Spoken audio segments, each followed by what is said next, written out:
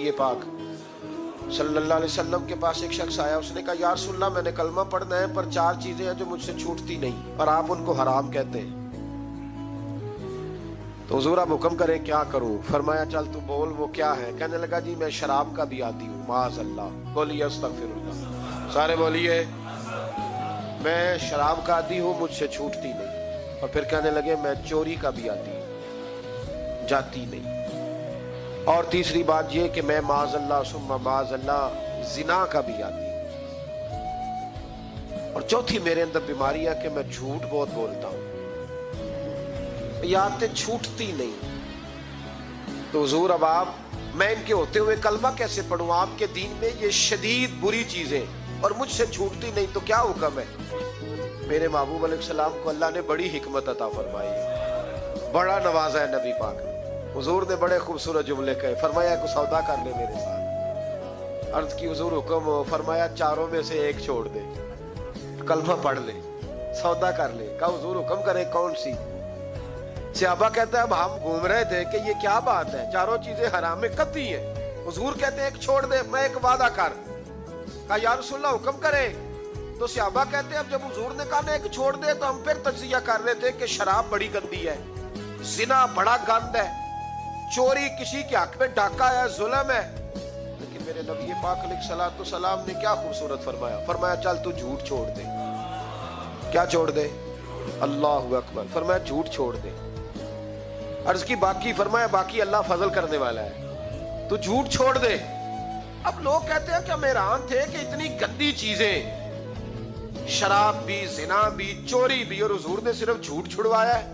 वो सरदार कहता है मैं घर गया,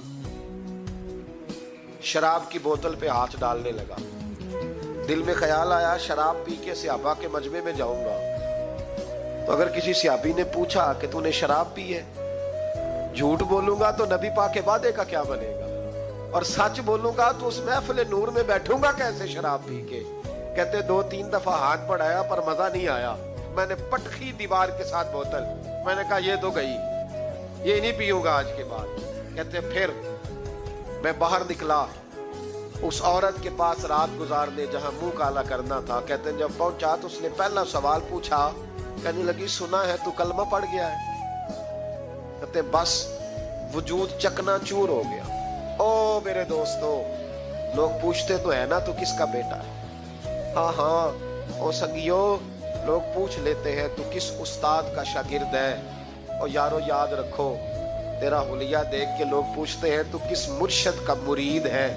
याद रख, अपने लिए ना सही किसी की इज्जत के लिए सही, अपने लिए ना सही किसी की इज्जत के लिए, तू किसी के लिए ही बदल जा यार, तू किसी का ही ख्याल कर जा, चल किसी और के लिए अपने आप को तब्दील कर जा। अपने लिए ना सही, देख तू किसी और के लिए ही बदल जा, अब तेरी किसी और से भी निस्बत है। लोग किसी और के साथ तुझे मंसूब करते हैं, उनका दीवाना हूँ, उनका मजजूब हूँ। क्या ये कम है कि मैं उनसे मंसूब हूँ?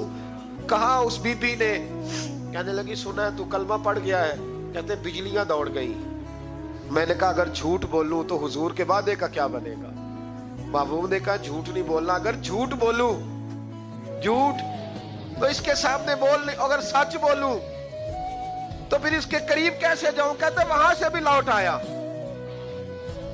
अब मेरी जिना की आदत भी गई। अगली शाम हुई तो सामने माल पड़ा था एक आदमी का, वो आदमी काफिल था, उस पे हाथ डालने लगा तो दिल में ख्याल आया ये सवेरे तफ्तीश भी करेगा। अगर पूछता पूछता मुझ तक आ गया कि तूने तो नहीं चोरी की, तो झूठ तो मैं बोल ही नहीं सकता, हुजूर से वादा किया है, और सच बोलूंगा तो मेरी आबरू क्या बचेगी। कहते शाम एक दिन में गया, अगले दिन की शाम हुई तो सिर्फ सच की आदत अपनाई, मेरा जिना भी गया, मेरी चोरी भी गई, मेरी शराब कबाब भी गए। कहते तीसरे जाके दरवाजे रसूल पे बैठा, सहाबा बाकी अपना काम करते रहे, मैं सिर्फ मुस्तफा का चेहरा तकता रहा, मैं बस चेहरा तकता रहा।